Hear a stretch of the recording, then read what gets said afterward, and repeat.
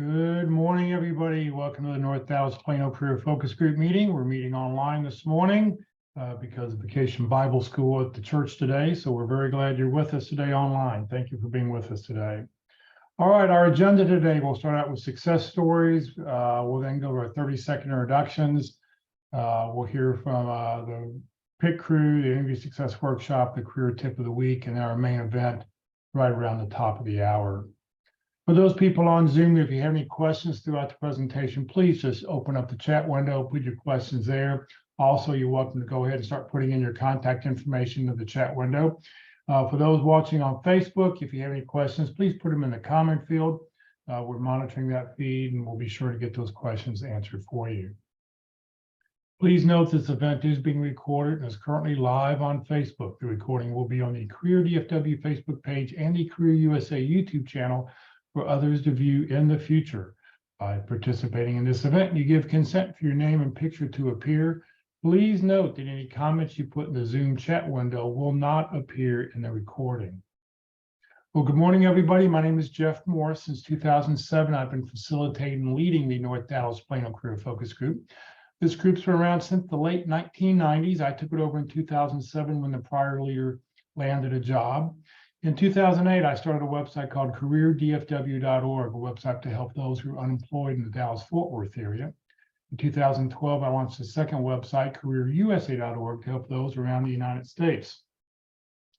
I have written a book called What I've Learned About Your Job Search That You May Not Know. It is available on Amazon, or if you see me in person, I always have copies with me.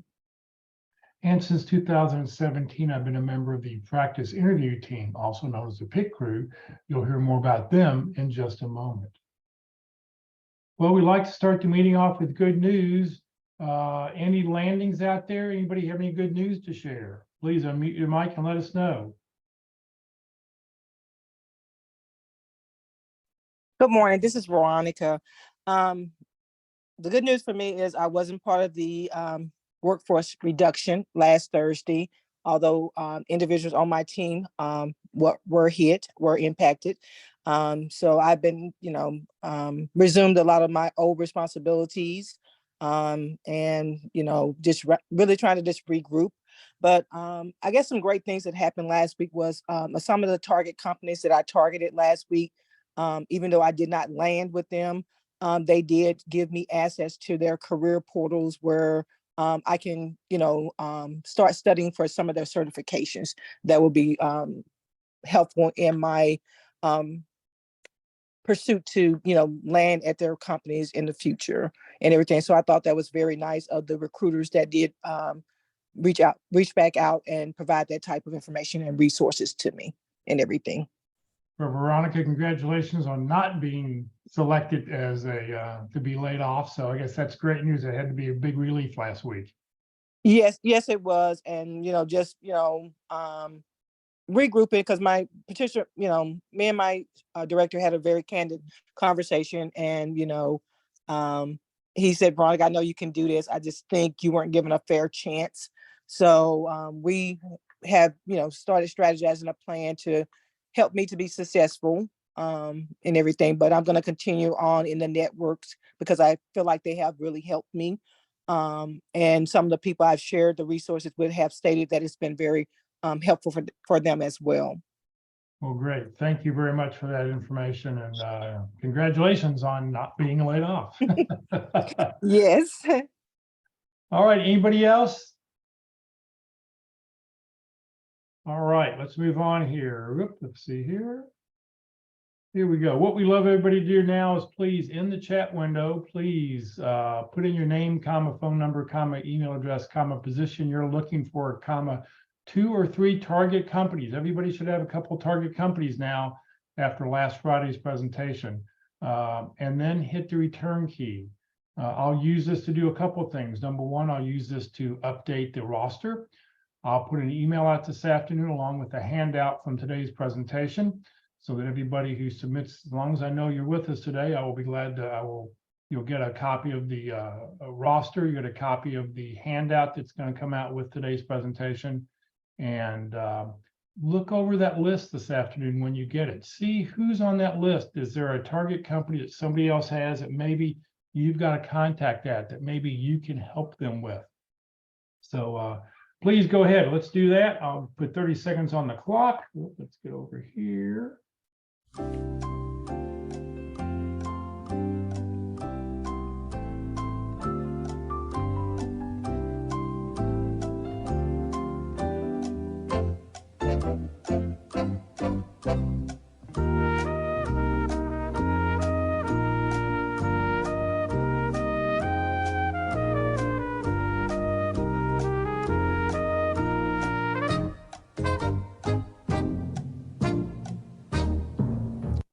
If you're still typing away, please continue typing away, get your information in. We really, really appreciate it. All right, there's two totally free resources out there. I mentioned Career DFW and careerusa.org. Two totally free resources. If you know somebody who's unemployed, please let them know about the services we provide. Totally free. We don't collect any personal information. In fact, next week sometime, you're going to see a updated careerusa.org website coming out. So it's going to be organized a little bit different. It's going to have a little bit different font style and everything. So hopefully, we've been working on it the last few months, and hopefully we'll be ready to roll out sometime next week. But yeah, the sources are there. We're just here to help you if there's anything we can do to help. One of the things you'll find on the Career DFW website is a group of calendars. And these calendars are all color-coded. Pink are job fairs, the gold are special workshops that are happening. The blue are networking groups that are meeting in person. Purple are those groups that are meeting online or webinars or a radio show or something like that. So, you know, check it out. There's something going on in this community every day, except for Sundays for the most part. But Monday through Friday, there's something going on every day. All right, let me talk about the practice interview team for just a second. Your LinkedIn profile, your resume isn't going to get you a job. What it will get you is a phone call. How well you practice your interviewing skills, that's what's going to get you your next job. So the practice interview team, they started about 7-8 years ago. It's totally free. They're just there to help you practice. Their motto, I love their motto, practice early, practice often. Don't wait until you get that phone call. They got to have an interview scheduled on Thursday and try to get one in before then. Do it now while you have the opportunity. Now the pit crew's off next week. They're not going to schedule interviews. I know they had a bunch of them come up this week. All of a sudden, the gates opened up and a lot of people asked for interviews. There's one even this afternoon, I think. No interviews next week. But if you're interested in scheduling an interview, pick a resume, pick a job description. Just pick any job description you see online. You go, that's me. That's what I'd like to practice for. Send that in to dallaspitcrew@gmail.com, right there, highlighted in red, and they will schedule an interview. Now, we're not, like I said, they're not scheduling next week because of July 4th, but starting back up on July 10th, they will do that. So, you know, pick a time, tell them what, you know, a couple times what your schedule is, and they will do it. It's a panel interview. You'll be interviewed by 2 or 3 hiring managers, people who have done this in the past, who do this for real. Some of them are retired. Some people are actively looking for jobs, but it's a really great way. The nice thing about this is you're going to get, after about a 45-minute interview, you're going to get 15 minutes to 30 minutes of feedback. When do you get feedback in an interview? Never. So try this out. It's definitely worth doing. It's, you know, don't wait until you have an interview. All right, Walt, good morning. Tell us about the Interview Success Workshop. Well, good morning. And there is one other instance where you can get feedback besides the pit crew. And so that's the Interview Success Workshop. One of the differences, major differences between the pit crew, which I am a panelist and heartily support and recommend, is that the Interview Success Workshop is a learning interview. It's not really one that says it's not a mock interview on that. We want to learn something. And what is it that we want to learn? Well, after flunking an interview back in 2000, I can't believe it's been 23 years. I decided I better figure out what's going on with interviewing. What are people hiring, using my own experience in hiring people, and what was I looking for in candidates? What were the major factors? What were my decisions made upon in order to hire someone? So putting all that together, doing some research, I developed a model called we're selling ourselves as defined by who we are, what we do, and how we help. So if you agree that that's what's going on, we want to make sure that they know the characteristics we have, that the personality fits, that the culture fits. That's one of the key boxes.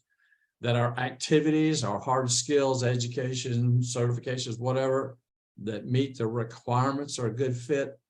And the value that we bring by combining who we are with what we do to actually accomplish things. Companies don't hire us just to do something. They hire us to do that in order to accomplish specific results. So how do we do that? Well, come to the workshop and we'll find out. It's very informal. Yes, you'll get an interview. We're going to cover some basic categories of questions and look at the fundamentals and structures and options and strategies that says, here's a way we might consider thinking about answering that question. What's a strategy for a negative question? What's strategy for overqualified? What's the strategy for salary questions? What about the opening? What about the closing? Those kind of things. So it's not one where we're going to memorize answers to 3,000 questions and hope that they ask us one. It's one of setting the idea of saying, what's this question? Who's asking it? And where are we in the process to help determine how we might respond to that? I like to do it with having some fun. I don't like to, have stress and anxiety.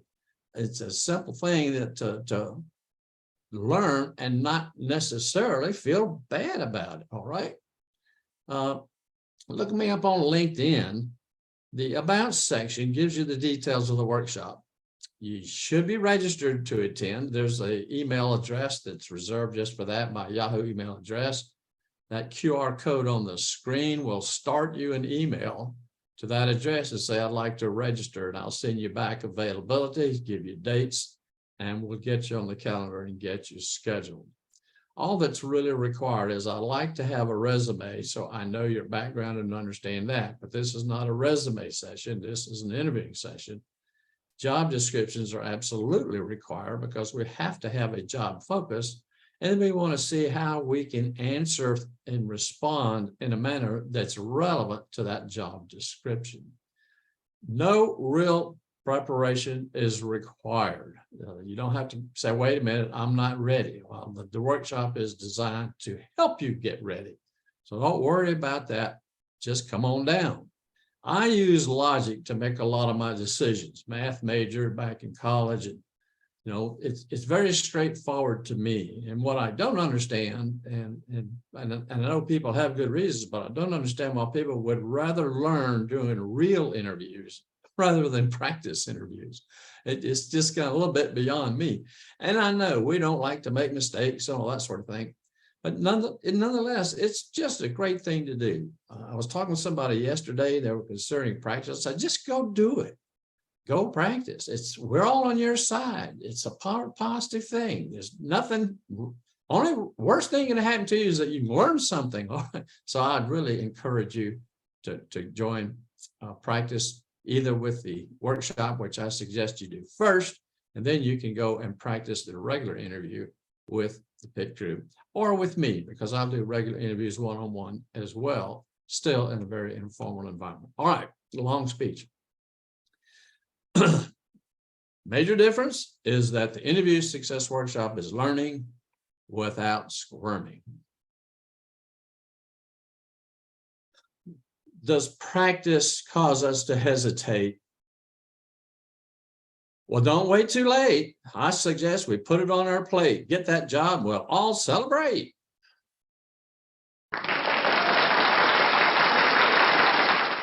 Thank you very much, Walt. All righty, the career tip of the week. Rosanna is with us. She's going to read this week's tip of the week. There's a brand new tip on the Career DFW website and Career USA website every Saturday afternoon. So Rosanna, thank you for being with us, and good morning. Good morning, Jeff. Good morning, everybody. Ooh, and happy Friday. All right. Well, this week's tip of the week, excuse me, is dated June the 25th, and it's 10 ways to reduce job search anxiety. This article is written by Carolyn Kestrelon.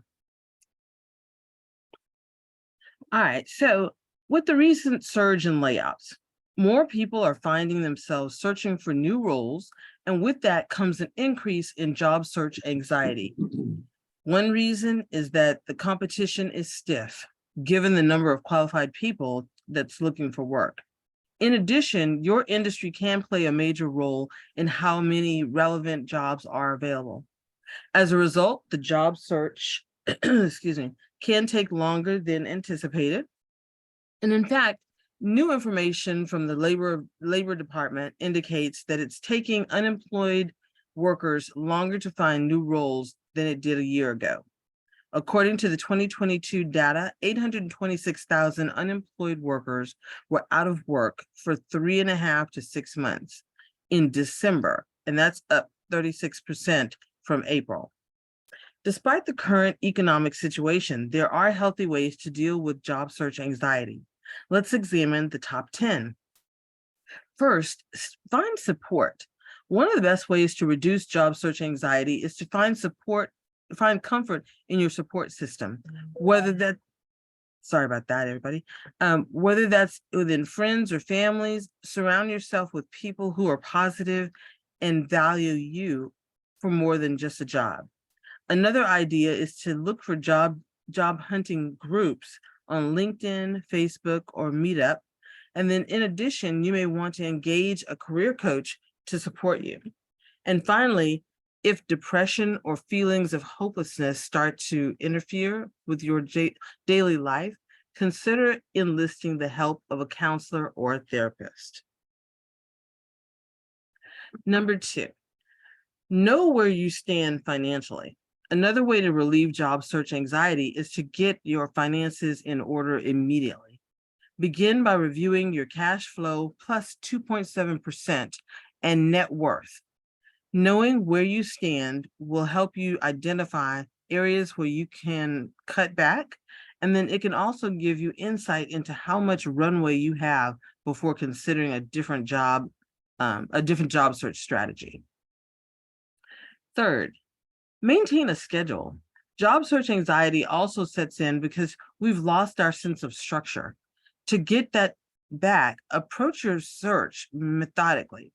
Set a work schedule that aligns with your goals that you want to achieve each day, and then create a daily checklist each morning or night before. And then your routine may look something like: make a list of 5 to 10 positions to apply to, prepare resumes and cover letters for each position, dedicate at least 2 hours per day to networking, spend at least 1 hour per day developing a new skill, and then take regular breaks, especially if you can get outdoors. Fourth, focus your search. Often job seekers comment that they sent out hundreds of resumes with no results. The reason is that you usually have the job search and it's too broad. Instead, be strategic. Narrow your search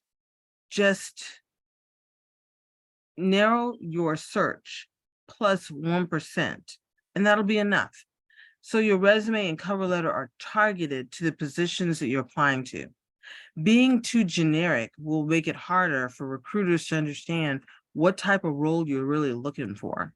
And it can also make you seem unfocused, which is a red flag to potential employers. Fifth, give yourself some slack. All too often, the job search takes longer than we anticipate.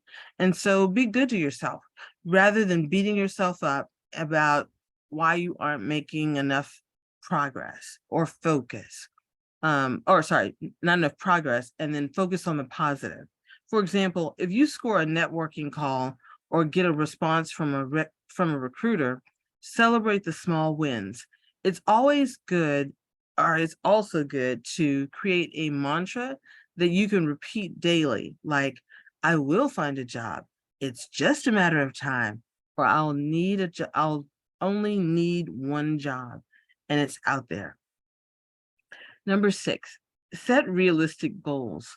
While your broad goal is to secure a job, you need to break that down into manageable chunks.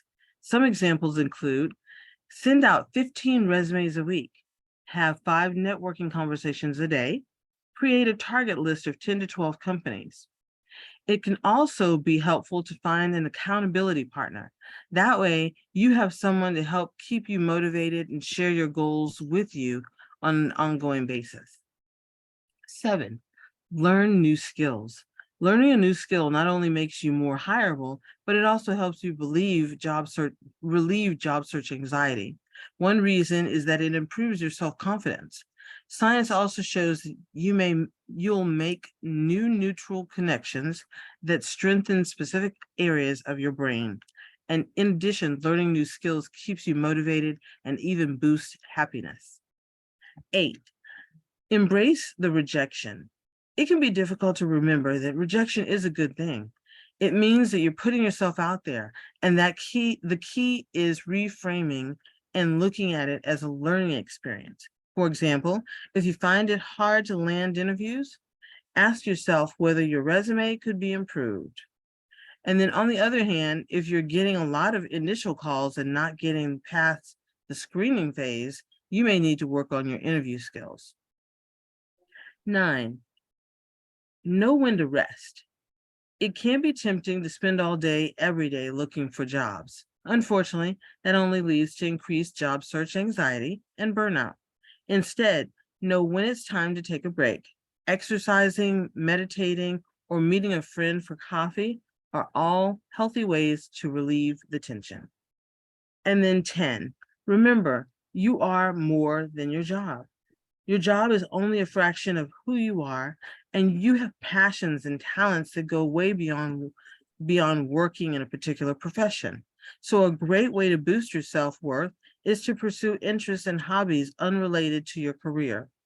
Think about the personality traits that make you unique and situations in which you feel like you're authentic or your authentic self.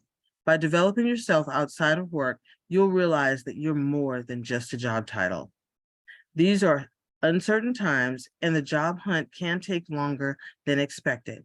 But it's important to remember that fear and panic will only interfere with your job search and psychological well-being.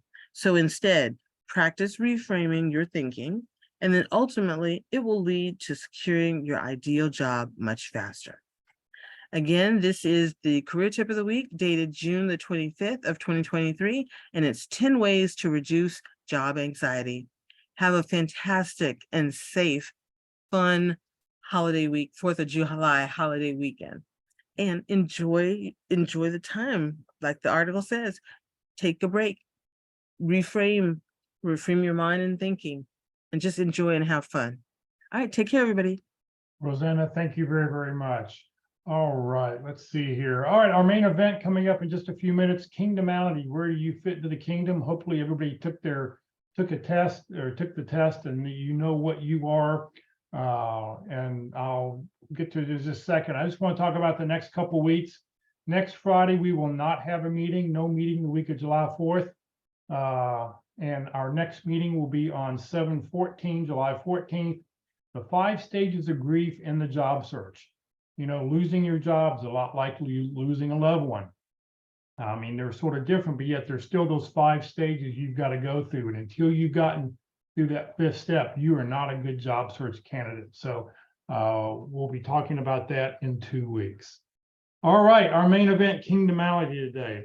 What I'd like to do before, well, let me just a couple of things here. Number one, this presentation, I've known Mike Newman probably since 2005, 2006, somewhere in that time frame.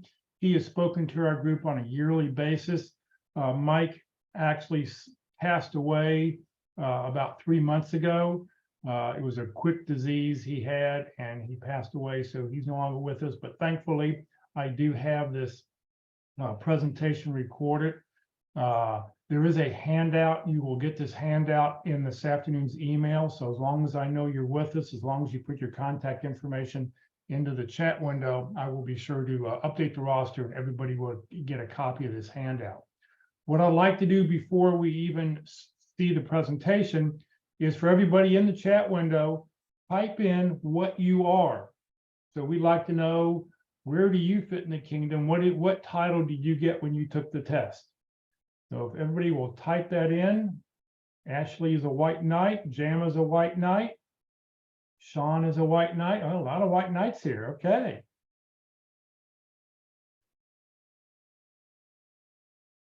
Richard's a white knight. Oh, we have a scientist. Carol's Tim's a scientist. Steve Rowan's a discoverer.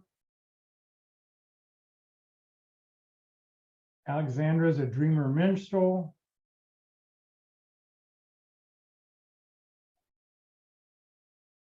Walt Glass is the white knight.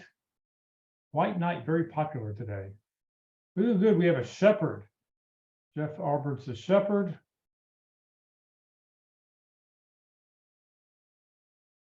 All right. Okay, let me get this presentation going. Like I said, it is pre-recorded. There's no, it's a little bit over an hour long, hour and a couple minutes long, but I think you'll find it pretty fascinating. And we talk at the very end about how do you implement this when you go back to work and how do you implement this in your work team. So give me a second here and we will get this presentation up and running. Let's see here.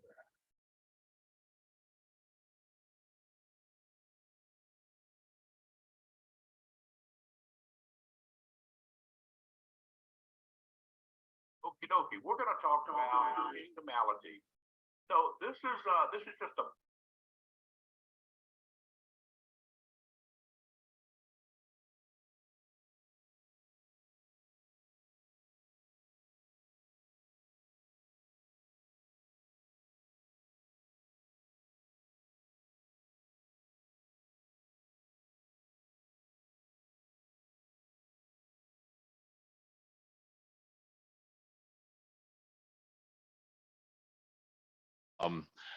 you know, actual like Briggs Myers or Dice or any of the other personality profiles that are out there.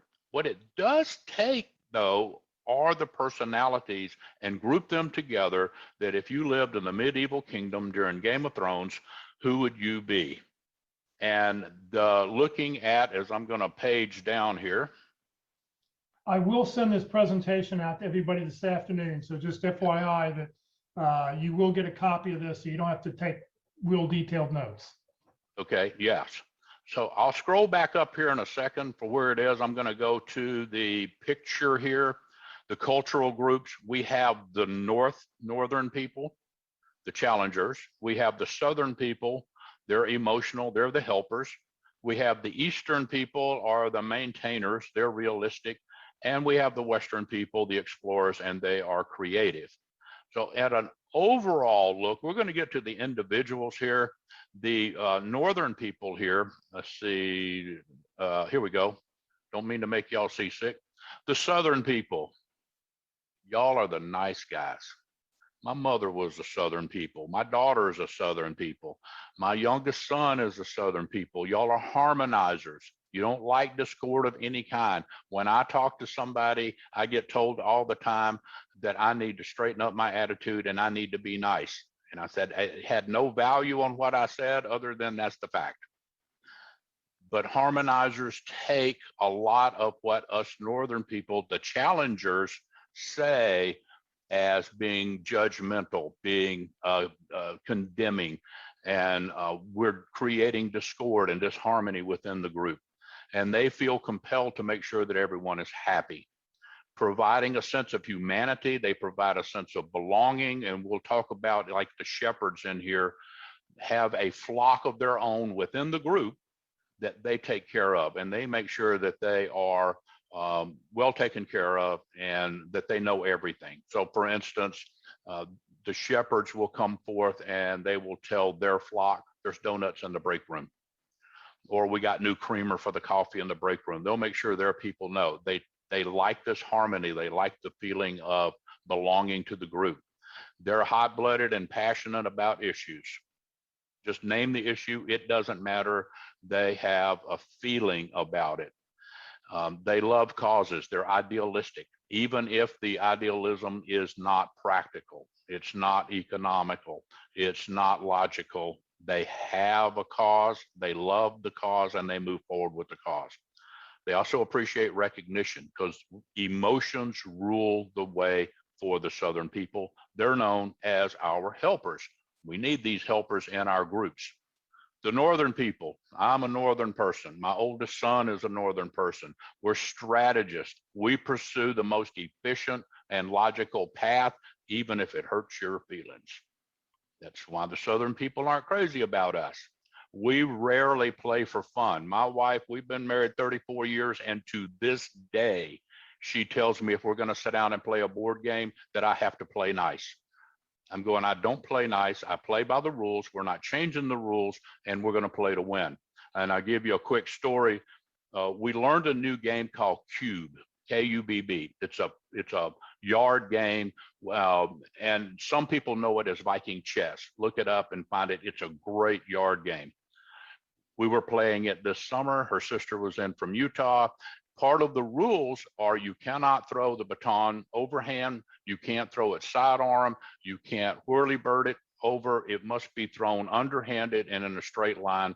Her sister throws it sidearm. She looks like a major league pitcher throwing a curveball. And I said, foul, that doesn't count, set it back up, and the fight was on. I don't play for fun, I play for the score. That's the challengers. We have a motto though, better, faster, cheaper. We don't accept goals that others set for us unless we find those to be logical and fulfilling and that they make sense. We'll set the goals. We can be argumentative and cantankerous, so don't tell me this is all wrong, because I'll tell you why it is right and why this is a lot of fun. We're often unaware of the impact the questioning can have on others. But when I ask a teammate a question, did you think about this? In fact, before I got on here, I was Skyping with a teammate. Did you see the SOS Skype from so-and-so? Well, if he doesn't know me, he'll put value on that of, am I checking up on him? Am I controlling him and telling him he must get on even though he's on a different call? But he knows me and he knows there's no added value other than we have a teammate that has an SOS call that needs some help and he just needs to get on as soon as he can. But our impact on others, we can be seen as rude and abrasive. We are the challengers. We challenge the company, we challenge the teams, we challenge the individuals to move beyond where they are. The Eastern people, you guys are what make the world go round. You have a strong sense of right and wrong. You have a conservative outlook and a high regard for the chain of command. You're exceptionally organized and detail oriented. The people, when you walk in your office and the lights come on, the air conditioner's on, you have Wi-Fi set up, your computer works, everything works in the building. Eastern people, they have rules, they have authority. Don't break the rules, don't think outside the box. This is how we do it. This is how it works. We're not going to change steps 1, 2, 3, 4, and 5 because it always works and it's always consistent. That can be seen as unreasonable and rigid. They don't see a need for change. Whereas a challenger or a Western people will come along and we'll say, we're going to make this change or that change in the company or in the group. They have trouble seeing the necessity for that. They are our maintainers and we must have them or things just won't work within the group or the company. They are our stability. The Western people, visionaries, fascinated by the future, interested in new things, typically very creative. You give them a job to do, and in the middle of the job, they've gone, oh, new star, and they've headed off to follow something new. They may seem absent-minded or disorganized and distracted. They can be impractical and unrealistic. Let's go do blank. Let's try blank. They are explorers. They have the attitude of what's the worst that could happen if we do blank. As you can see, maintainers and the Eastern people and the Western people, the explorers, they tend to not get along so well. They have to learn to work together. because you got to have both. Now, as we saw, we see the challengers at the northern people, logical. The helpers, the emotional people, are the southern people. The maintainers, very realistic. And then the explorers and the western side, very creative. These are the groups that describe 12 personality groups or 12 tribal groups. Which one would you belong to? Now, on the clock dial, these have been broken down to 11, 12, and 1 would be challengers. 2, 3, and 4 o'clock are going to be your maintainers. 5, 6, and 7, your helpers. 8, 9, and 10 are going to be your explorers. See where we fit in the kingdom. Now, for those that have taken it, we're going to start at 12 o'clock and work our way around the clock. The Black Knight, love the Black Knight. My oldest son is a Black Knight. These are the most challenging, pun intended, because they're challengers, the most challenging group to deal with in your company, in your group, in your family. Their overriding goal is to win. To this day, if I make a comment of how beautifully bright and yellow the sun is outside, my son will tell me the sun is not yellow. It has no color. It's the atmosphere and all the haze from the California fires that are adjusting the color that we see in the rainbow hue. Goal is to win. They are the warriors of the realm. They are always looking for the challenge. So if you have an issue, a problem in your company, in your group that you need to have solved quickly, you want to find the Black Knight in your company. Might hurt some feelings along the way, might ruffle some feathers along the way, but they will win and they will get it done. But here's the cool thing about the Black Knight. They're very persuasive. They're very charismatic. They're very logical. So when you know you have a Black Knight within your group, when you want to talk to them and you sit down with them, you better have your ducks in a row. Don't off the cuff invite a Black Knight in for a discussion about process or about anything, actually, but especially I'm in IT, so I talk process everything. You don't want to bring them in and talk about that. They already know their argument and they're persuasive of why they're right. They formulate solid strategies and they use their skills to engage others. Before you know it, you're working with the Black Knight and you're doing things and they've assigned and have you headed down a path that you didn't head down this morning. And you're happy about it. They just persuade you to go with them. Black Knights, though, never involve themselves in an activity that they don't see a reward for their effort. They look at it, what will this give me in the end? Whether it's emotional, whether it's financial, whether it's a plaque, whatever it is, just the fact that they won for what they were doing. But their efforts, what they do benefit their followers, they benefits their allies, even though they're analytically empathetic and logically persuasive. They don't persuade you with emotion. They persuade you with all the reasoning, all the logic of why this is right. And you can't help but say, well, that makes sense. So you end up going with them. Now, on the negative side, they can be perceived as being in your face, blunt, just brutal, saying what's on their mind. So they can be seen as arrogant, selfish, and impulsive. When you deal with the Black Knight and a Black Knight is talking to you, always remember, don't put any value on what they're saying beyond the words themselves. Now, if that makes sense to you, is somebody says or asks you a question, why did you do this? We tend to want to put a value of, oh, you're judging why I did it. You're judging that I didn't do it your way. You're judging and condemning me for my decision to do something. Don't do that. It's a simple question that desires a simple answer without any other judgment. The Black Knight will tell you you're wrong, you're failing, you're not going to succeed flat out to your face, whether you like it or not. So if they're not telling you you're stupid, then don't add that value to what they're telling you or what they're asking.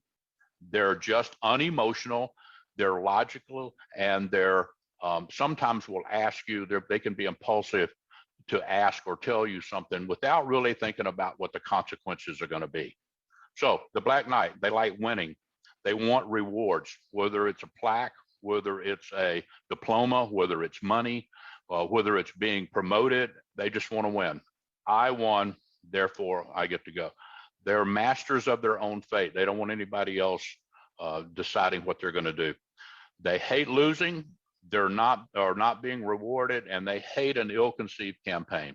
So if you're a boss who is not a challenger and you come up with a campaign, Black Knight shows up in your office and says, this won't work. Here's why this won't work.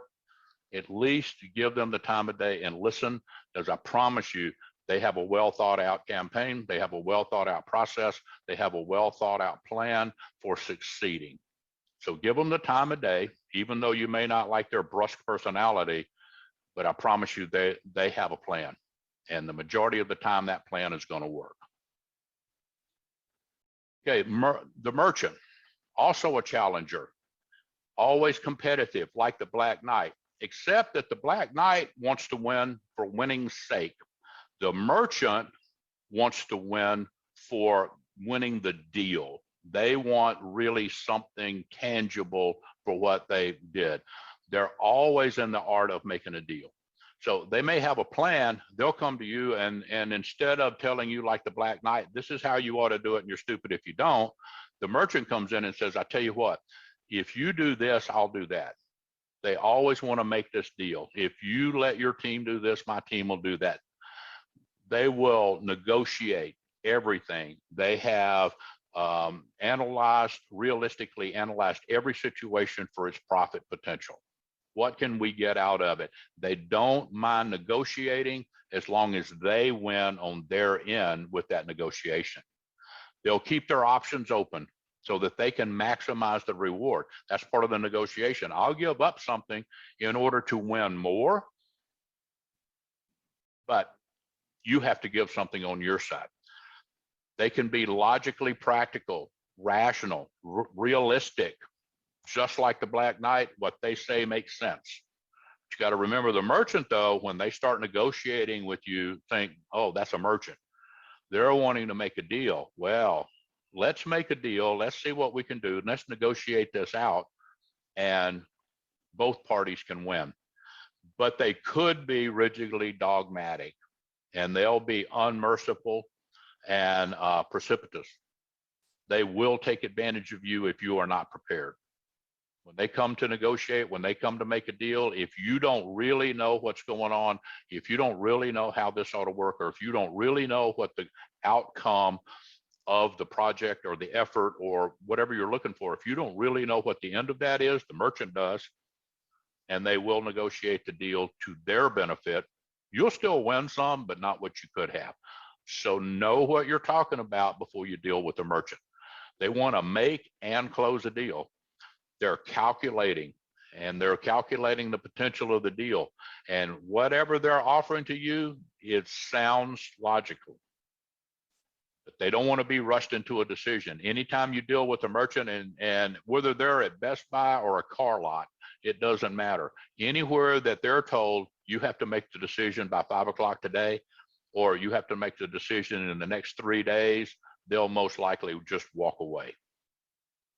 They don't like an ill-conceived plan, just like the Black Knight. They don't have the tolerance or the patience for it. They want a plan that's thought out, that's planned, that has the most chance of succeeding. And they don't mind not having all the details. If they've got 60% of the details based with their history of knowledge in the company or the area of expertise that they have, they will take their knowledge, add it to the details of this, and they will walk forward and head toward a goal. Engineer builder at 2 o'clock is part of the maintainers. They are the perfectionist of the kingdom. The perfectionist. They stick with the plan, they get the job done. Their motto is, if it ain't broke, don't fix it.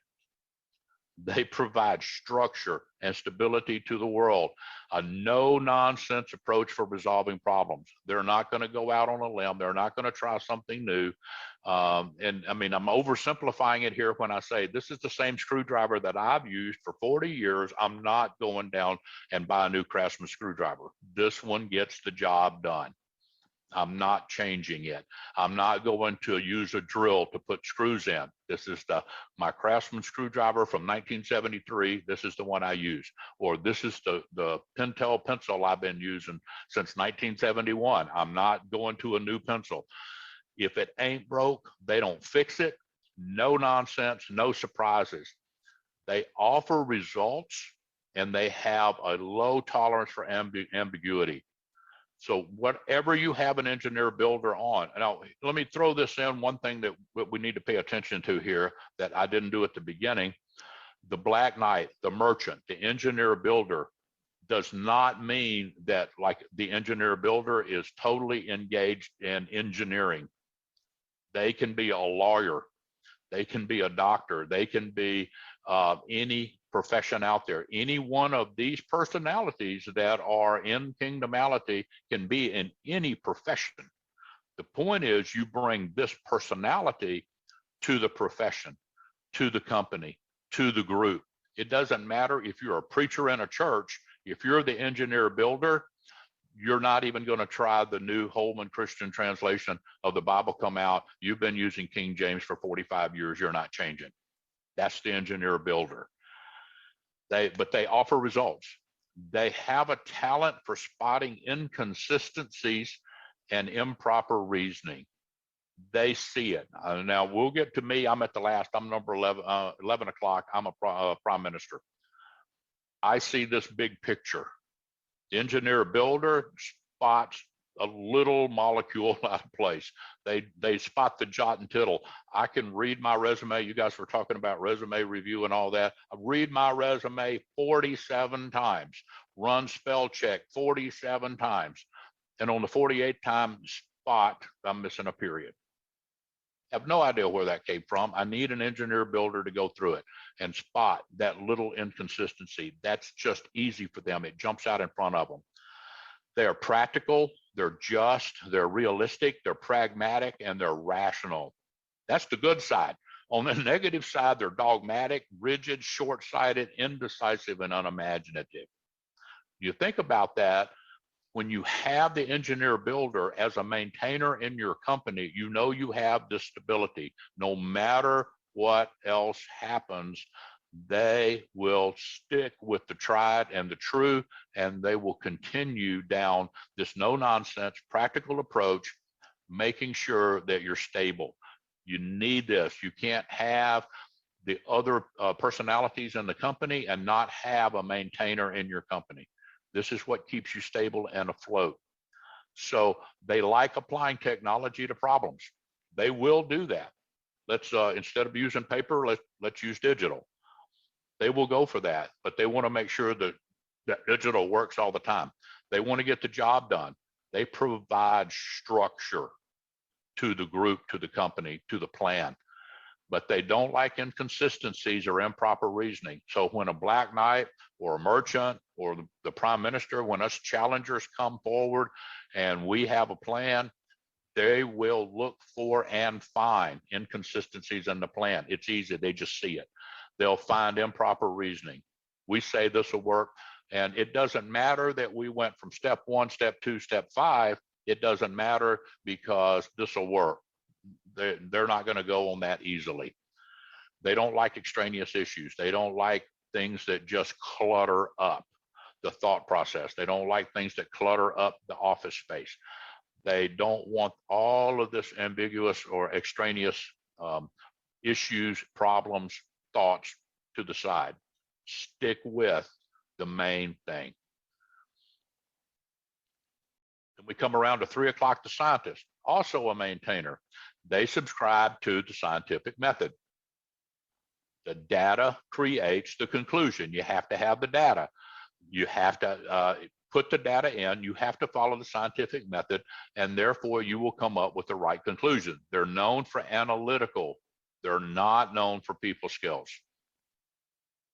All right, and some of y'all may know some of these. Analytical, not people skills. They can be perceived as rude and uncaring. So Sherlock Holmes, intellect and curiosity are both a curse and a blessing. They want to research. They want to look it up. They want to input the data and see what the data spits out. They want to see how that is. On the positive side, they're rationally imaginative and realistically perceptive. They're not as dogmatic as the engineer builder, but they're still very stable. They're very logical in the fact that we must use the scientific method. We must follow these steps in order to come up with the solution. If on that negative side of that, they can be nearsighted, narrow-minded, and rigid in the research methods, unwilling to skip a step, unwilling to add a step. So they like to search for knowledge. They're interested in that. You have a project, you have an issue at work, you've got a problem. See if you have a scientist and have them go research this out. I know it was 5 years ago, and you've got to go find where these issues are. My wife is an accounting generalist at a company, and now they have the auditing firm is looking for information back on taxes from 2016, 2 years before she got there. She needs to find a scientist in the group to go research all of this back to 2016 and find all of these tax statements that they're looking for, because she just feels completely overwhelmed. She's a helper at the bottom. So all of this research, this looking for knowledge, being able to analyze it and critique it from times before she got there feels overwhelming to her. But that's what the scientist wants to do. They are the keeper of the knowledge. I've got a cousin that worked for Raytheon that was a keeper of the knowledge. He was the scientist. When 2 years before he retired, he told me, I finally have a job in an office that people come into my office all day and ask me questions. I finally get paid for what I know. Didn't have to work any projects, didn't have to work on anything else, but to sit as a vice president in an office and have people Skype him, call him, email him, walk in his office and say, what about such and such? Because he's been with Raytheon 3 decades. Using his knowledge, they're the keeper of this knowledge, and utilize them, use them. They hate disorder. They hate speculation. Well, I think that this is going to be such and such. No, they're going to take that knowledge and they're going to run it through the scientific method process, and they're going to say there is no speculation. Here's what the data shows it's going to be. And they hate heretics. The heretics being the ones that let's just guess, let's throw the dice, let's run this up the flagpole and see if it flies. No, they want a process, the scientific method process, input data, input data, input data, see what spits out the other side. Okay, 4 o'clock, we go to a doctor, another maintainer. The doctor is not necessarily a medical doctor. This is a personality. They're professional, they're calm, and they're curious. Just like the medical doctor who can stand beside your bedside with your arm cut off while your artery's bleeding and say, bet that hurts, doesn't it?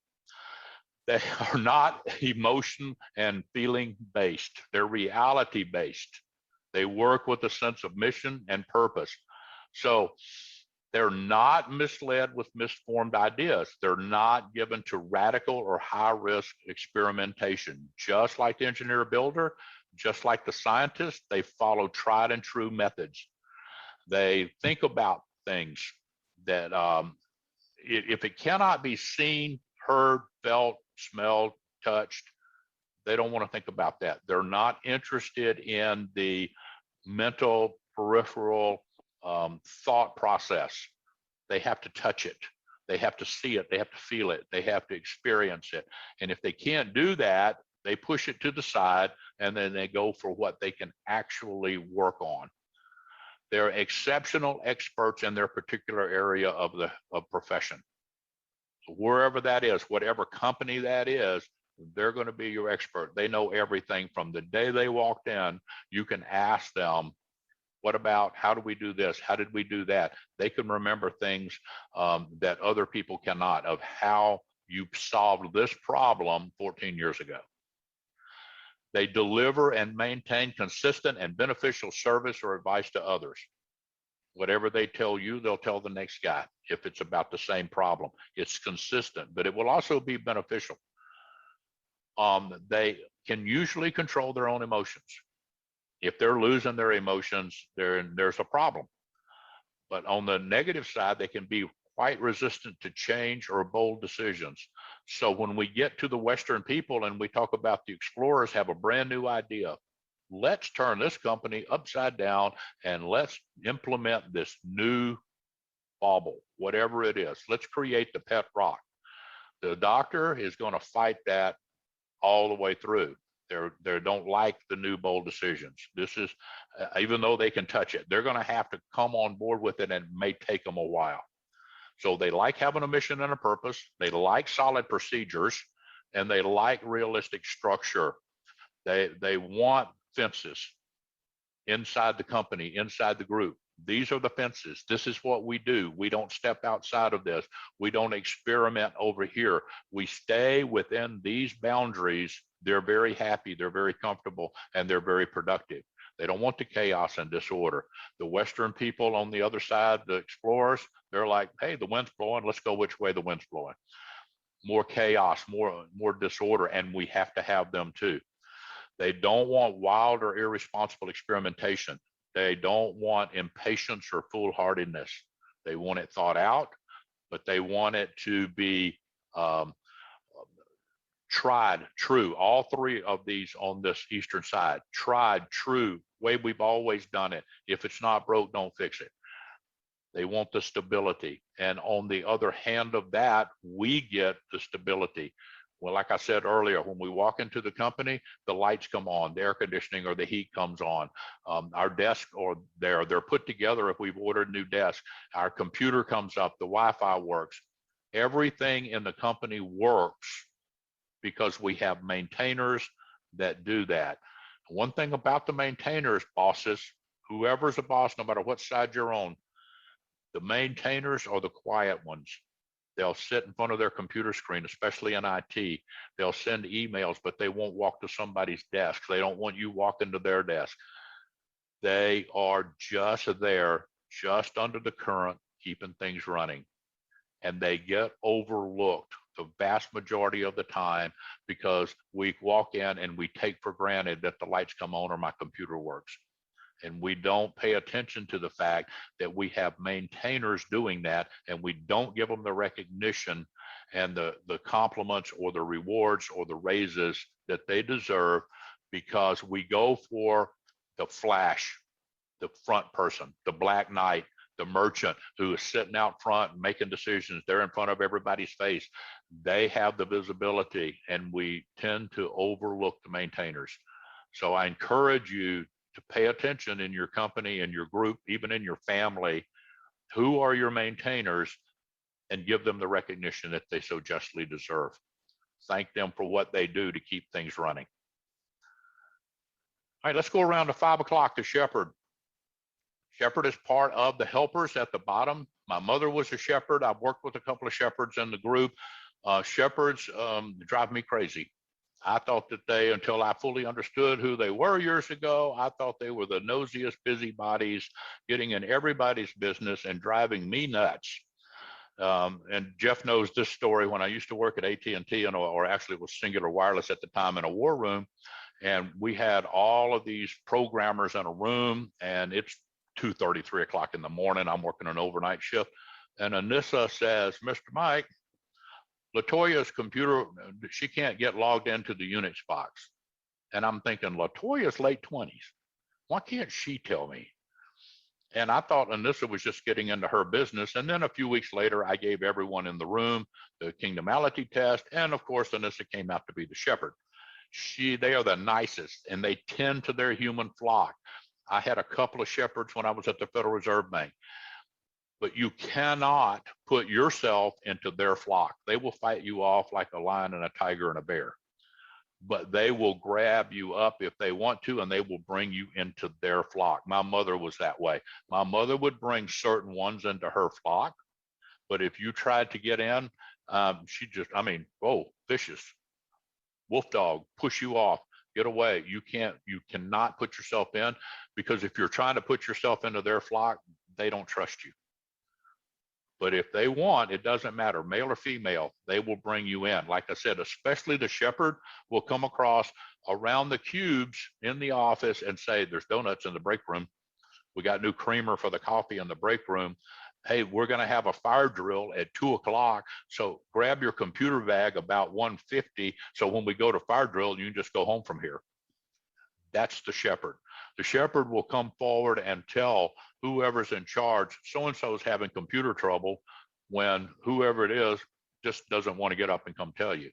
They tend to the human flock. They understand the needs for those that they want to be responsible for. You may not want them to be responsible for you. You may think, just go away and leave me alone. But they've adopted you. They're vigilant. They're reliable. They have an obligation and a commitment to you. If they put you into their care, if they brought you into their flock, they're committed to you. They're dependable. They engender a feeling of comfort and stability. For a challenger like me, this is very difficult to have somebody want to come take care of me. I'm grown. I can do it myself. I can tell somebody. So I have to back off my personality and I have to say, thank you very much. I appreciate that. I will take care of that. And that's effort for me, but they will do it. That's what they're there for. They know what's good for the group, and sometimes individual members, they will cull you out.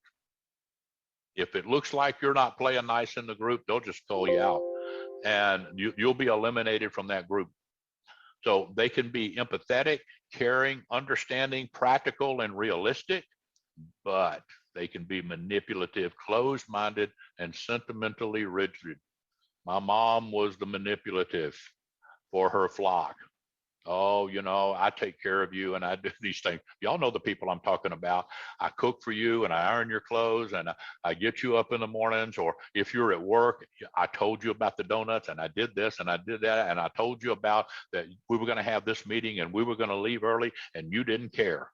And they will cull you out from that. It's like being manipulative. So you guys have to be careful about doing that and understand that when you're taking care of your team, you've got to do it from the positive side. They value the relationships, even if you don't want one. And if you don't want one and they want you in their flock, they'll figure out how to get that relationship. Whatever that it requires, whatever that looks like, even if it's distant, even if it's only over chat, if they want you in the team, they'll figure out how to make that happen. They want cooperation and they want camaraderie. They don't like disharmony in the team. They want a structured, warm environment. Everybody gets along. Everybody shares their lunch. Everybody takes a nap after lunch and nobody kicks sand. They want all of this nice, warm, fuzzy feeling. That's the way they are, but they're great to have around because people like me who are challenging and in your face, people like the maintainers who are pretty much cold and distant because they're all about the process. The shepherds come along and within us create a warm environment, create relationships, create harmony within the company. They don't want a traitor and they don't want to have to enforce any rules. They don't want to come to you and say, you know what you should be doing and you're not playing nice. And they also don't want any harsh criticism. So if you're a challenger or you're a maintainer and you want to tell a shepherd something that they should change or they should think about how you word that, because you will crush them if you do it harshly. So before you go to a shepherd and talk to them, run it over your head 8 or 9 times and then figure out how to do it without a lot of negative value on it, that it's practical, but it's all structured of hear my heart, hear what I'm saying, not what you think I'm saying, and have a conversation with them. Shepherds, gotta love them. Like I said, my mother was one, gotta grow up with one. White Knight, My daughter and my youngest sons are white knight. They are a crusader, and they believe and fight for a cause as long as they perceive that cause to be just. Whatever that cause is, I mean, they go to town for it. But they're a helper.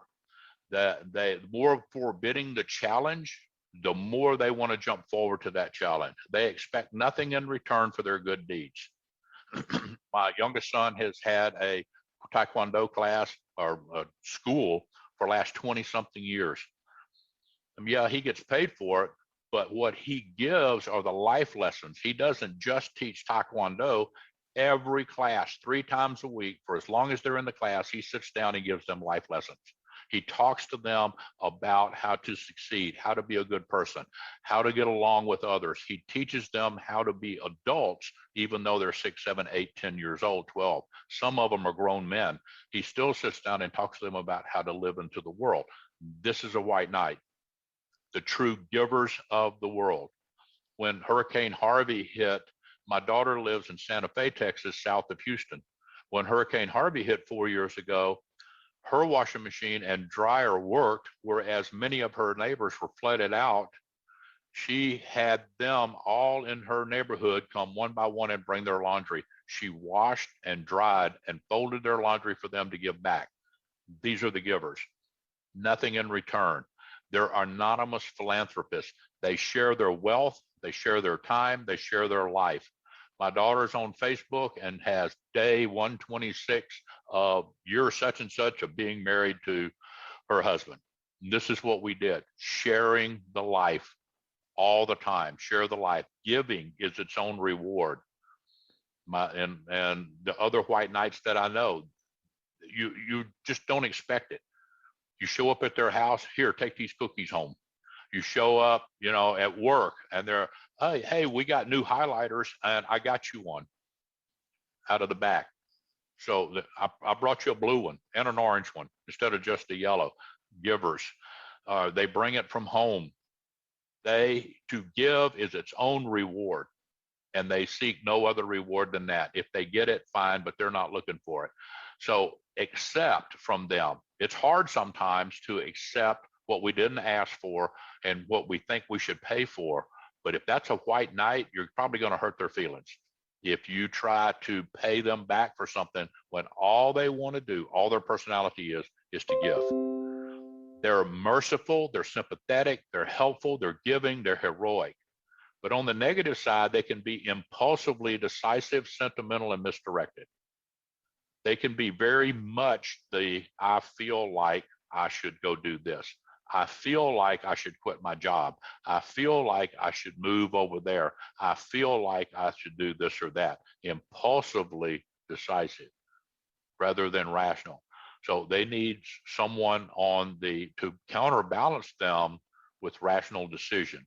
Not saying that what they're doing is wrong, just sometimes that's going to have a heavy cost involved with that. So they want a crusade. They want to be recognized for going on the crusade. They want to be recognized for all of their ideas and their principles that they live by.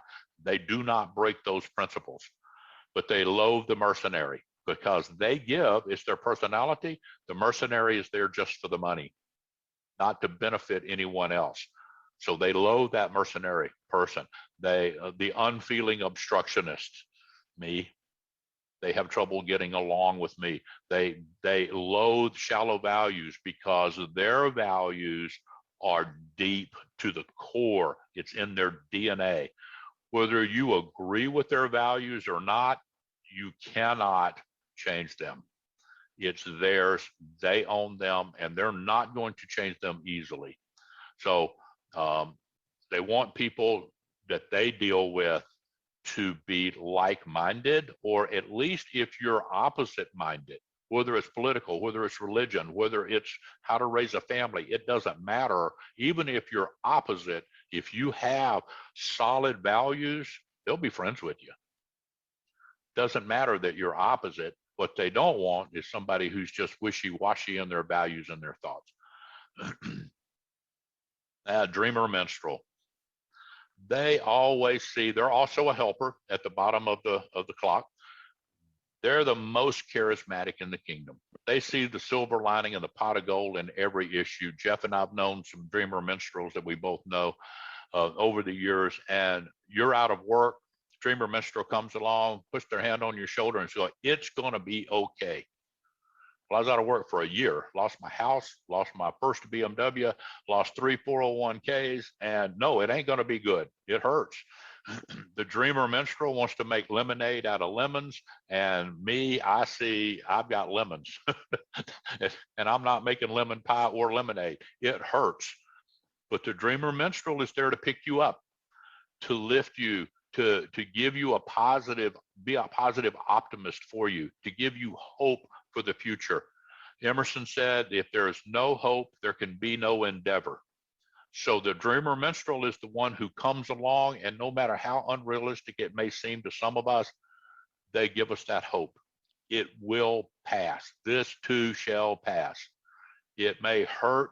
You may think you're dying, but it will pass and you will be okay. So there's nothing so terrible that the dreamer minstrel can't find something good in it.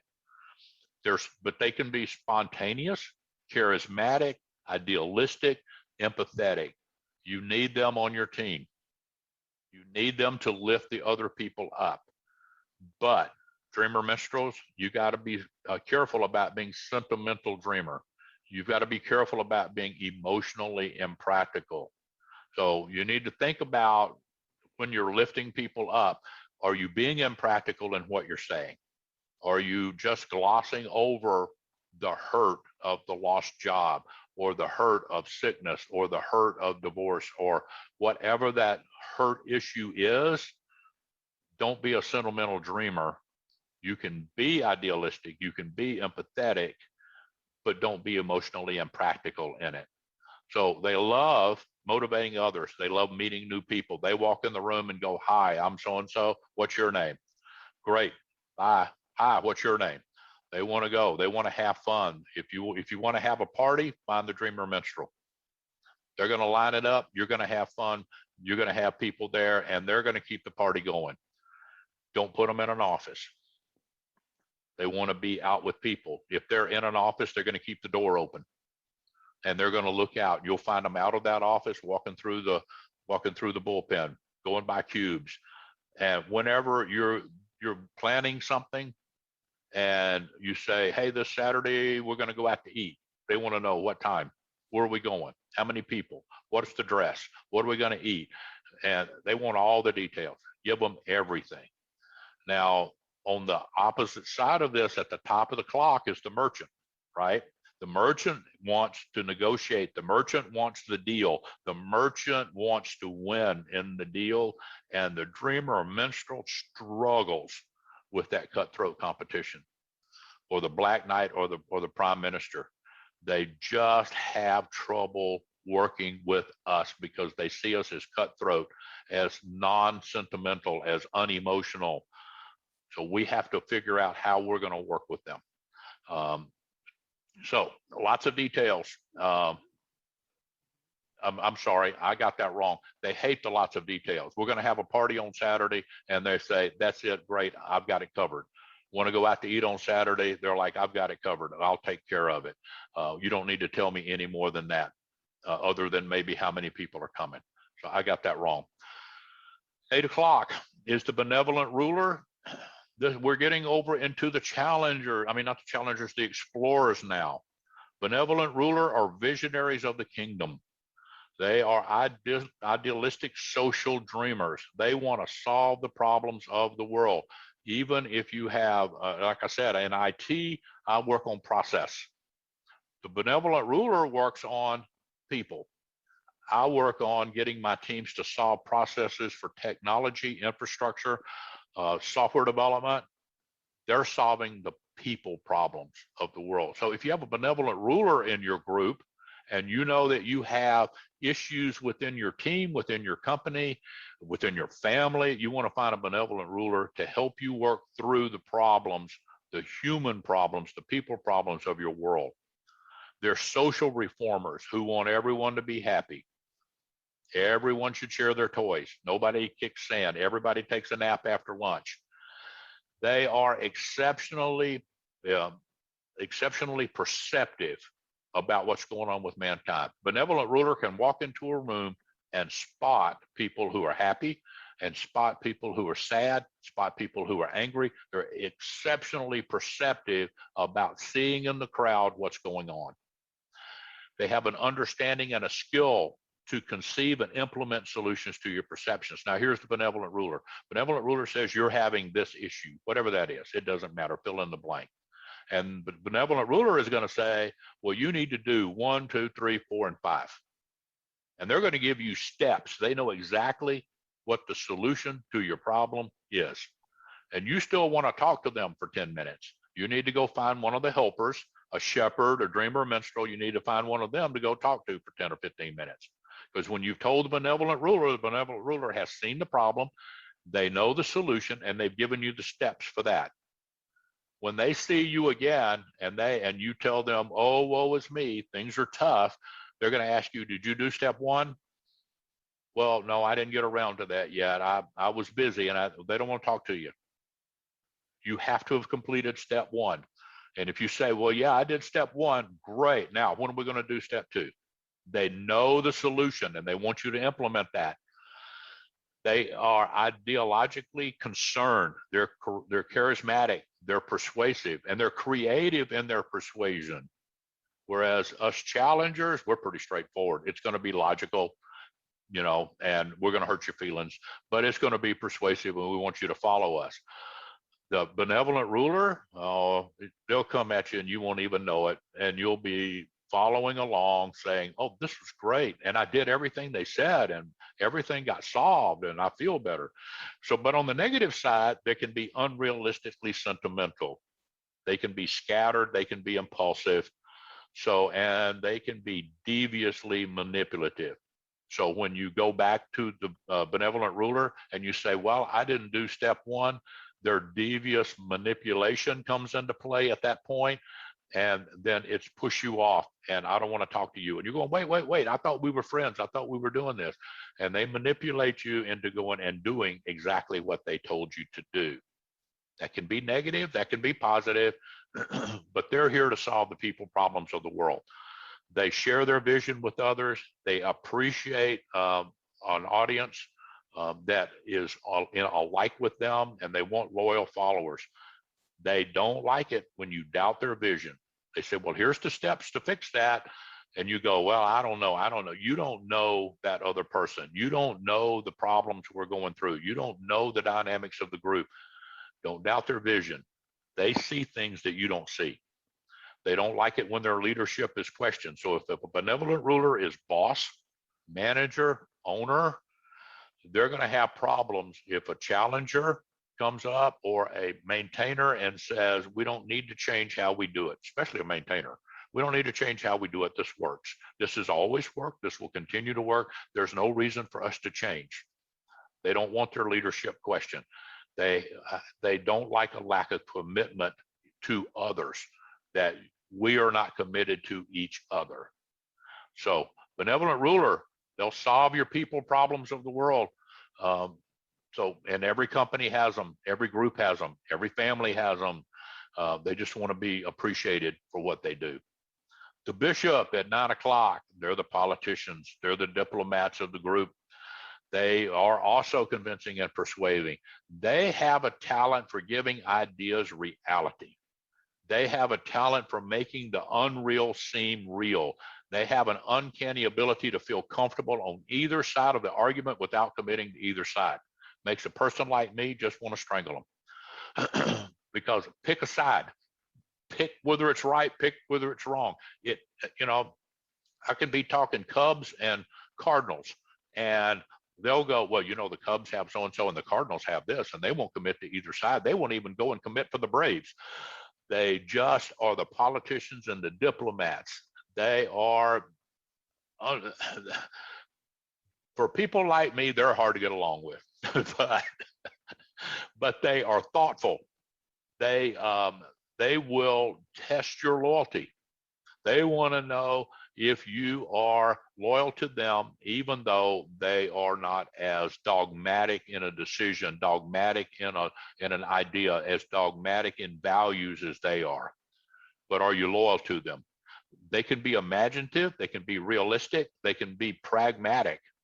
But on the negative side, they can be devious, short-sighted, and rigidly impractical. So the diplomats, politicians, devious, short-sighted, that kind of goes hand in hand. That's who they are. But on the positive side of being that, by not being locked into anything, their imagination and how their imagination can become pragmatic is amazing what they can accomplish. They like giving opinions, then they may change that opinion. But today, this is what I think. They like leading discussions to hear what everyone has to think, especially if you're in IT and you understand Scrum or Agile, Safe Agile, and you understand these processes. You want to lead a discussion that's not strictly by a project plan, or you want to look at options for your company or for your group. They want to lead that discussion. Let them do it. Because they won't commit to either side. They're going to bring everybody's idea in. They're going to give value to everyone's idea.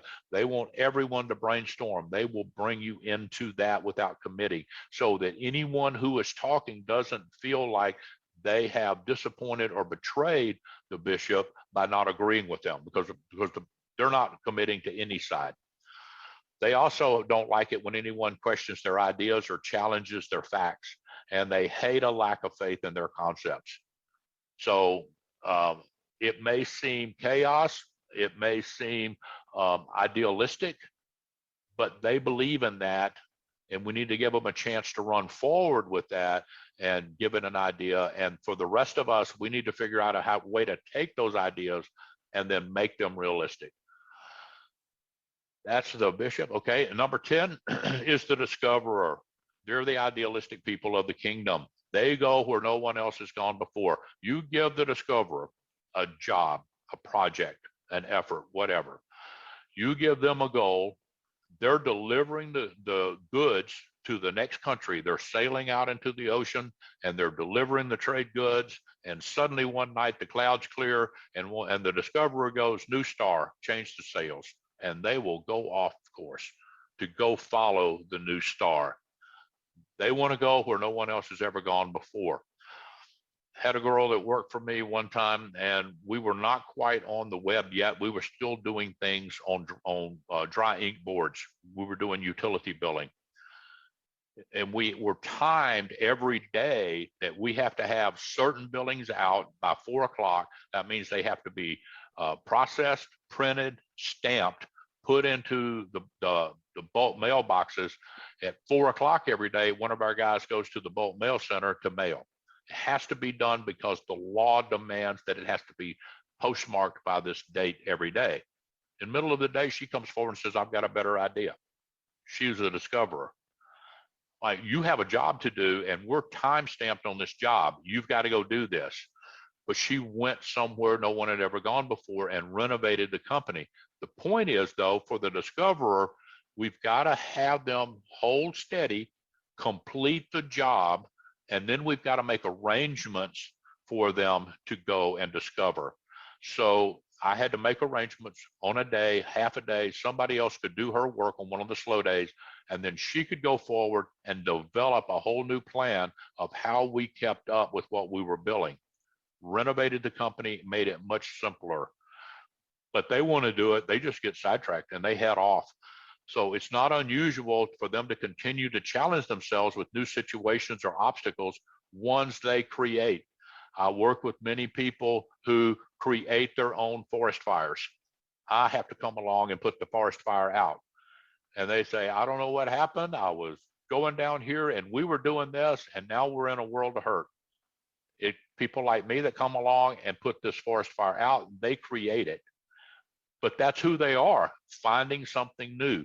When we put it out, we can go back and we can evaluate and we can say that was good up to this point, or it was good all along, but the company's not ready to go there yet.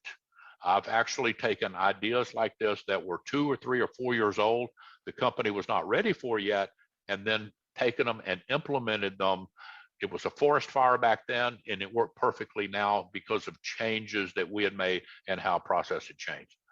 They're insatiable as an explorer of people, places, things, and ideas. They want constant change, which is the antithesis of the maintainer on the Eastern Shore. Constant change. They're creatively rational, open-minded. They're just. Anybody has a new idea, they're off and running. Let's go explore that. Let's go that way. On the negative side, they might be impractical and indecisive procrastinator. They are constantly looking for the new bauble, the newest thing, the thing that glows. So they like new people, places, things. They want something new, something different. They're not an antique buyer. They want the newest car. They want the newest computer. They want the newest phone. They follow impulses. They hate having to repeat something, not like repeat saying something, but repeat a process or repeat a way that we do things. They don't like following routines or schedules. They don't want to be boxed in. You want to grow your company. You want to go new directions. You want to find the next greatest browser that's out there, find a discoverer and let them go find this for you and create it for you. And then we come to the prime minister. That's me. I'm a strategist who pursues, I'm a challenger also. This is at 11 o'clock. I'm a strategist who pursues the most efficient and logical path toward the realization of the goal that I perceive, the goal I visualize. And I don't care who gets in my way. I can be very blunt. Inept assistance can be immediately discarded as excess baggage. You're either on with me or you're not. You're either in my way or you're helping me get to the goal. Climb on board or not. I'm a bold decision maker. I'm rationally idealistic and I'm ideological. I'm a risk taker. I'll move your company, your group, society ahead by years instead of minutes. The prime minister, our attitude are such with the rest of y'all out there that our attitude is this. I would agree with you, but then we'd both be wrong. So on the negative side, we can be unmerciful, impatient, arrogant, impetuous, and impulsive.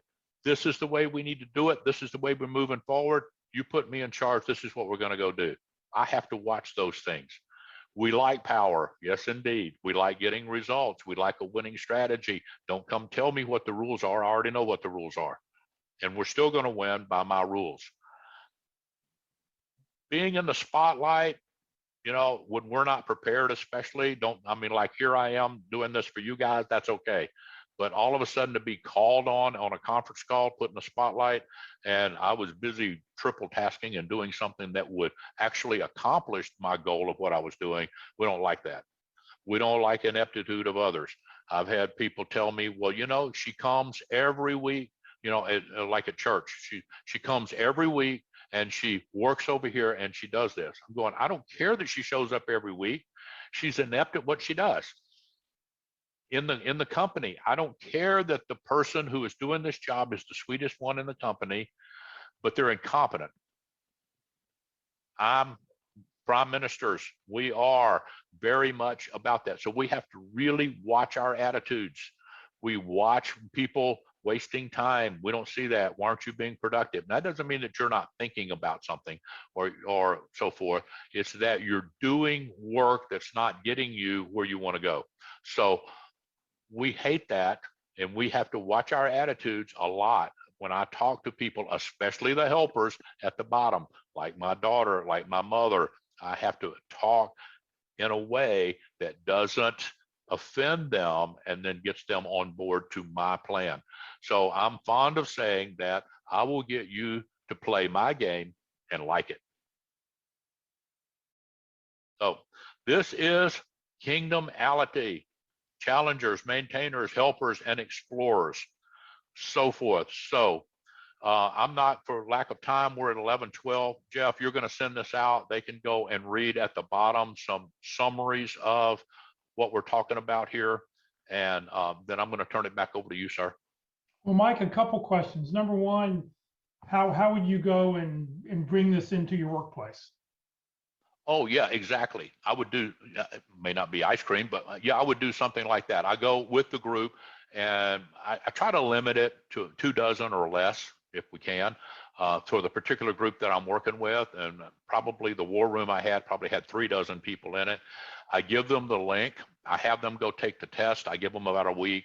And then as the prime minister, I come through and go, did you take the test yet? I told you to go take the test because this is what's going to make us more efficient. After we take the test, I take an hour like this or so, and we all stop our work and we get together and then I talk about. But as you said earlier in the meeting here, I would always do this in person. So I'm grouping people and we're looking at different personalities doing different jobs within that group or within that company. So we're looking at a shepherd who does, and there's 4 shepherds and all 4 have a different job, a different role, a different responsibility. The point being is whatever your role is in the group, this is the personality you bring to that role. So I may not be the owner of the company or the boss of the company, but just as an IT project manager, I'm bringing this prime minister role. So I'm not stuck on the minutia of the project plan. I'm looking at the overall goal and I'm headed towards that. And that's what we find within the groups when you do this. When you sort them out into their different ones, and then you say within that group, whether it's Black Knights or maintainers or helpers, you say, what are each one of your jobs? Now look how you bring that personality to that job. And then everybody gets a new appreciation of who is who on their team. So how do you do this in the family? You have a family meet, sit down meal and talk this out? Yeah, we did. When I first learned how to do this, we did. We had everybody take it. And although I know my wife is a helper, I know, but she won't take the test. I know she's a white knight. She's very much a giver, but she won't take the test because she doesn't want me to know so that I can manipulate that against her. She likes to say that I am the head of the family, but she's the neck that turns the head, and she doesn't care what her role is in this. So. All right, that is our presentation today. I hope everybody enjoyed that. If you have not put your contact information in the chat window, please do so I can send you this handout. It's a great handout. You can go back and review. Just as a reminder, next week we are not going to have a meeting. Our next meeting will be on Friday, July 4th. Dr. Glenn Earl will be with us to talk about the 5 stages of grief and job search. If you've not put your 30-second introduction, please do that. That was please put that information in there. We really, really appreciate it. We'll update the roster. We'll get that email to you. Career DFW and Career USA, we're putting on training 4 days a week, except next week, we're going to take the week off. Since COVID started, we have done 700, today is the 704th workshop we put on. And really appreciate everybody being with us. 704, July 4th, 74. So all next week, we're going to take the week off. We'll be back in 2 weeks, like I said before, with more programs. This session has been recorded. It will be on the Career DFW Facebook page and the Career USA YouTube channel. On the Career USA YouTube channel, click on playlist, and I'll have this video up there in a couple hours if you want to share it with any of your friends or family or neighbors or other job seekers. It'll be up there. Just be sure to, when you click on playlist, then go down and select North Dallas Plano Career Focus Group speakers. Click on that red circle where it says View Full Playlist. And when you do that, up will come a list of all the different titles. Just remember, most of our speakers start about 25 to 30 minutes into the presentation for the North Dallas group. Hey, Jeff, can I make a suggestion? Yes, please. Yeah, having done lots of team building and other things, I think with something like that, if you bring it into a team or an organization, if you teach some basic fundamental conflict skills and how to deliver feedback to each other, I think it would add to the training so that people, when they see things that go awry, they have the skills to be able to share that. I love a book, it's called Crucial Conversations. But that would be something that you might want to add to it so that you can make it effective over time. Great, Sean. Thank you very much for that information. One of the things that we, when we do this, when we've done this in the past in person, one of the interesting, we had a bunch of white knights at the beginning, is to get all the white knights together in one little section and go, okay, what do you do? What do you do? What do you do? Everybody share what they do. And you'll see that you do a lot of different things. So, being a white knight, a dreamer, minstrel, a helper, a shepherd, whatever, doesn't mean that, well, you're just an accountant or you're just a project manager, or you're just this. Is that you can be this type of person in many, in every different role that's out there. It's just a matter of who's who and how do you mix this up. So this is just sort of a fun way to sort of fun little team building thing to do on the weekends. Yeah. So everybody have a great afternoon. Thank you for joining us today. Everybody have a great weekend. Have a safe and happy 4th of July. And we will see you back here with live programming on July 11th. And for our next meeting on July 14th. Have a good Friday. Thank you, Jeff. Take care, Jeff. God bless America. God bless.